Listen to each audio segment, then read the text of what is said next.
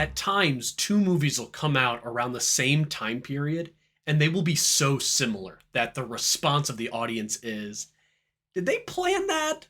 Because it's kind of embarrassing. 1998 was the year for that phenomena, as Armageddon and Deep Impact did battle at the box office over stories on our planet racing to destroy asteroids before they destroyed the Earth. And then later that same year, from the grand worldwide disaster movies, we went to the tiny little computer animated movies for kids as Ants and Bug Life both came out that year. Well, I felt a little bit like I was back in 1998, reading my latest book, Questioning Faith by Randy Newman. Questioning Faith, Indirect Journeys of Faith Through Terrains of Doubt, was released in February of 2024 by Crossway and was shockingly similar to Os Guinness's book, Signals of Transcendence, Listening to the Promptings of Life. Now, I'm not in any way accusing Newman of stealing from Guinness or copying his idea, but the two books hit the same target audience and were written with a similar purpose in mind. They are stories of people's differing journeys to faith in Jesus Christ. Guinness's book is more narratives of individuals, with less commentary from Oz, while Newman's has more commentary writing from himself with smaller stories interspersed throughout the book. But both function in a very similar way. I would refer to Questioning Faith and Signals of Transcendence both as long form gospel tracts. Now, let me tell you a little bit more what I mean about that and my thoughts on Questioning Faith by Randy Newman.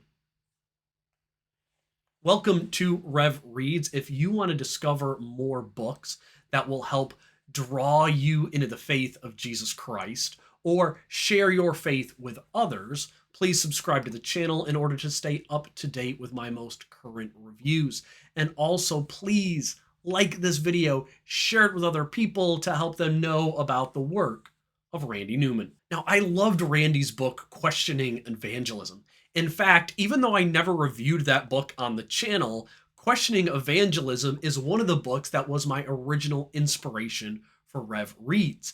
I read it and loved it so much that I wanted more people to know about Randy's way of sharing your faith by asking questions. Now, Questioning Faith is also a book on evangelism, but from a very different perspective than Questioning Evangelism. While Questioning Evangelism is a book on strategy and techniques for sharing your faith, basically sharing your faith following the pattern of Jesus Christ, Questioning Faith is a book that's more one you would purchase to give to other people who are questioning their faith. The people who are wondering, can this Christian story possibly be true in order to help them along on their journey? I think for many Christians who are sharing their faith, this book will serve more as one that you buy this in order to give to other people instead of a book for you to read for yourself. Questioning Faith walks the reader through various questions in lives that we all people have that draw people to faith, whether it be questions about pain or beauty in this world, or maybe questions about how other religions are different, but then yet they seem similar to many people at the same time, and how those differing questions have played roles in the lives of many people in helping them come to faith in Jesus Christ. For example, the chapter, The Question of Confidence, where people's confidence in life becomes shaken and they begin to question where they should put their hope and their trust. Randy tells the story of a young man who had his confidence shaken. And so he started to attend a class questioning if Christianity might be true. He took a class on those curious about Christianity. And in the class, he was challenged to pray and test his curiosity by seeing if God would answer his prayer. And so this lifelong theist prayed for the first time. It was over something totally mundane. He wrote that he got in the shower, the water was freezing cold, and he prayed that it would turn hot. And after his prayer, the water became hot. It was curious that it happened, but he thought probably a coincidence. That was probably just when the hot water heater finally started to kick in. But it also then led him to pray for something more significant: the mental health of his mother following his father's death. He prayed for his mom, who was becoming more and more isolated by the week. And the following week, God answered his prayer. When he talked to his mom on the phone, and she answered that she went out to dinner with her sister, two friends took her to lunch, and she joined a gym.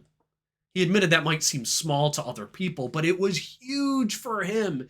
And he went from a place of no confidence and questioning to a place where he could trust his faith in God, the God who answered his prayer. And this book is just filled with these small little stories of people who, in the midst of their doubts or contemplations on beauty or other questions in life, ended up turning to God. And some in the book go from atheism to faith, others from another religion to Christianity. It even includes those who grew up in the church, rejected it later in high school and college, and then came back to faith in Christ or believed for the first time as an adult. So this book is written for people who are in the midst of questioning their place in the world. They're having struggles with religion. But this book, I think, might have a better chance of turning their heart to Christ as opposed to an argument or a debate that you might have on the gospel. The book is short, it's very easy to read. You can just fly right through it. I thought at first this book might be for the Christian who has begun to struggle with doubts in the midst of life's difficulties and trials, but it's really more for the unbeliever whose life is showing those cracks of doubt that are creeping in on the life that they had built around themselves. And in the midst of those doubts and those questions, Randy's book comes in to provide answers, to provide hope in the gospel. This is why this book is one that Christians should purchase to give to unbelievers. And one of the things I love the most about this book is the conclusion. Randy ends with a very pointed moment to the reader. He ends with a question that demands a response, a call for the reader to answer. And it's really the one question that matters the most in the end. He quotes from John 11:25 and 26. Jesus said to her, "I am the resurrection and the life. Whoever believes in me, though he die, yet shall he live. And everyone who believes in me shall never die." Then he asks the reader in the conclusion of the book, this is the end of it, the last question, the last sentence: do you believe this?